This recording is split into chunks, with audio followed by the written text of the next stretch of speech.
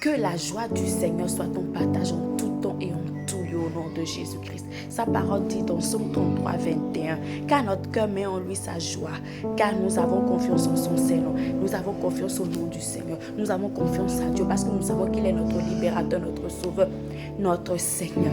Lorsque nous pensons à lui, notre cœur est joyeux, nous sommes à l'aise parce que c'est le Dieu de bonté, parce que c'est le Dieu de gloire, parce que c'est le Dieu de richesse, parce que c'est le Dieu de miséricorde, parce que c'est le Dieu de toute grâce. Lorsque nous pensons à Dieu, nous ne nous culpabilisons pas parce qu'il est un bon Dieu.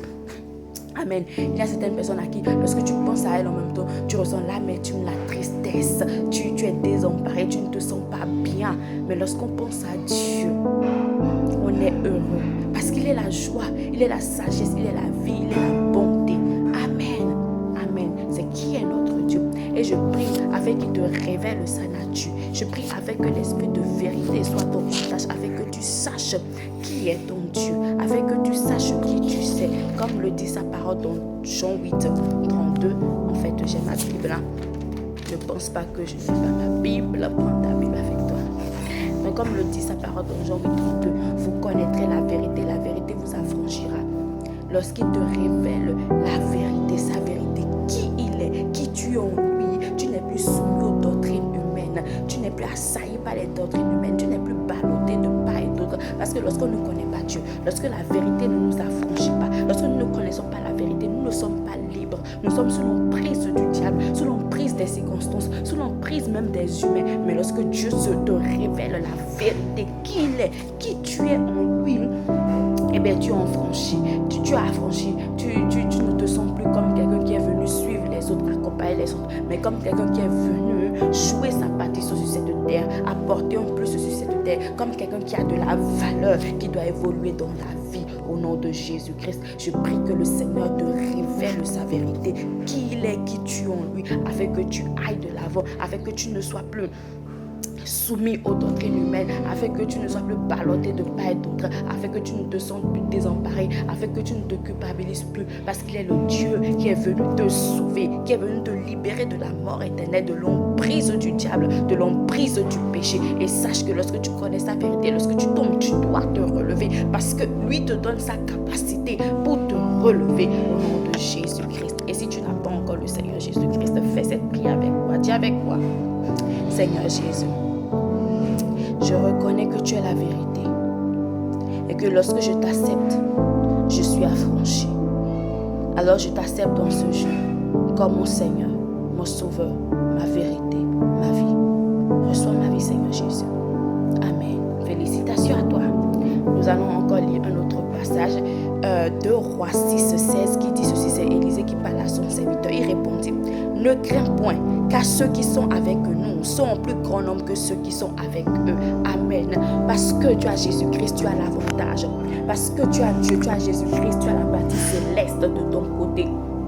Et lorsque la partie céleste est avec nous, nous avons l'avantage. Parce que ceux qui sont avec nous sont plus grands que tous ceux-là qui sont dans le monde, qui nous combattent. Et oui, ceux qui sont avec toi sont plus grands que ceux qui sont dans le monde. Tu as l'avantage, tu as Jésus-Christ à tes côtés. Nous avons Dieu. De qui as-tu peur? De quoi as-tu peur? De qui as-tu peur? De quoi as-tu peur si Dieu est dans la barque? Amen. De qui as-tu peur? De quoi as-tu peur si tu sais que Dieu t'aime? Si tu sais que Dieu est ton Père, de qui as-tu peur? Laisse-moi te dire quelque chose si tu ne savais pas. Il n'y a qu'un seul créateur. Toutes les autres choses, toutes les autres personnes sont des créatures. Le diable est une créature. Et Dieu, le créateur, est ton Dieu, ton Père. Alors de qui as-tu peur? De quoi as-tu peur? Si Dieu est dans la barque, si Dieu est ton Seigneur, si Dieu est ton Père, de qui as-tu peur? De quoi as-tu peur? Parce qu'il t'a franchi maintenant par sa vérité. Il te révèle qui tu es et ce à quoi tu es appelé. Tu es appelé à jouer une partition sur cette terre. Tu n'es pas venu expérimenter une vie sur cette terre. Tu es venu accomplir une destinée. Amen. Tu as de la valeur, tu as de l'importance. De qui as-tu peur? De quoi as-tu peur? Jésus-Christ est dans ta barque. Tu as l'avantage. Ceux qui sont avec toi sont plus grands, sont plus nombreux que ceux qui sont dans le monde. Tu as de la valeur, tu as une personnalité. Amen. Dieu t'aime. Amen. De qui as-tu peur? De quoi as-tu peur? Alors, tu dois faire cette prière en tout temps. Dis, comme le dit Ésaïe 12, voici Dieu est ma ta délivrance. Dieu est ta délivrance. Je serai plein de confiance et je ne craindrai rien, car l'Éternel est ma force. Le sujet de mes louanges, c'est lui qui m'a sauvé. C'est Dieu qui t'a sauvé. Alors de qui as-tu peur? De quoi as-tu peur? Personne. Si le Créateur est de ton côté dans la barque. Amen. Si quand tu penses à lui, il n'a que la joie, parce qu'il est la joie. Il n'est pas amertume, il n'est pas culpabilité. Dieu est ton Père. Parce que tu viens de faire la prière du salut, n'est-ce pas?